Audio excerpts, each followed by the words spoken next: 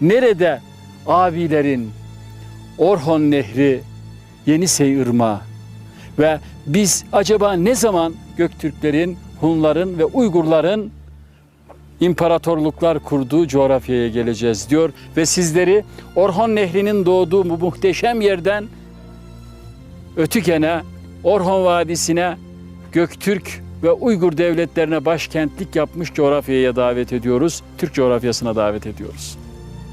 O günlerde bir destan yazılmıştı. Kitaplara değil, çocukların belleklerine, gelecek nesillerin kalplerine. İsimleri vardı. Tarih onları silinmeyen bir kalemle yazdı. Çeliğe su verdiler. Atları kıvılcım saçıyordu. Kısraklarında nakışlı yerleri yol tuttular. İz sürüp yurtlandılar.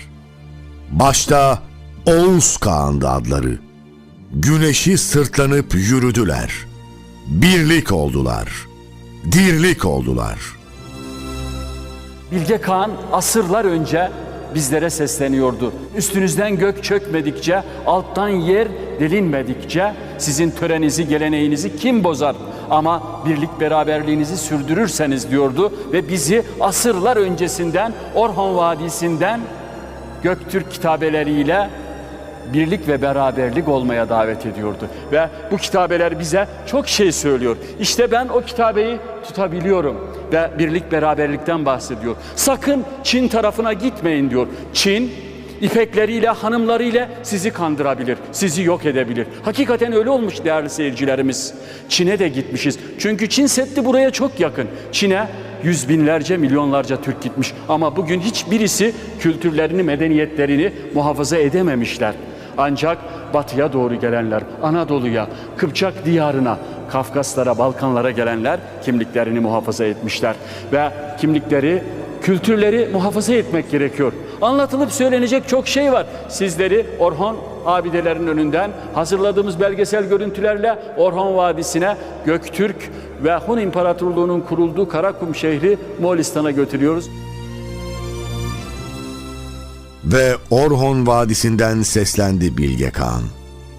Sözlerimi iyi işitin.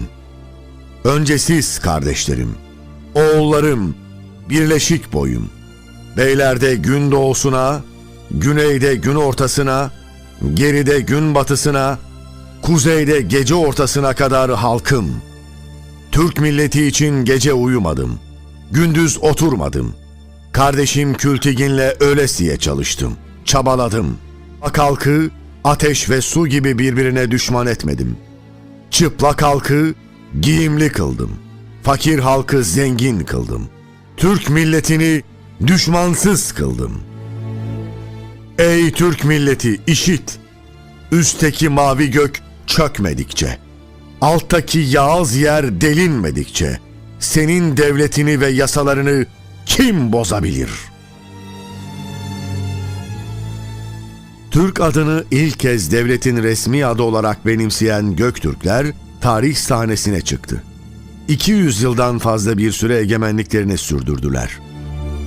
Doğuda Kore, batıda Hazar Denizi'ne kadar uzanan geniş bir coğrafyaya yayıldılar. Çok hızlı hareket edebilen süvariler, Göktürkleri zaferden zafere koşturdu. Göktürklerle ilk defa millet olma bilinci yerleşti. Kültür ve medeniyette yüksek bir düzeye ulaştılar. Göktürkler Orhun abidelerini diktiler. Bilgelikle yönettiler devleti. Türk milleti bahtiyar oldu.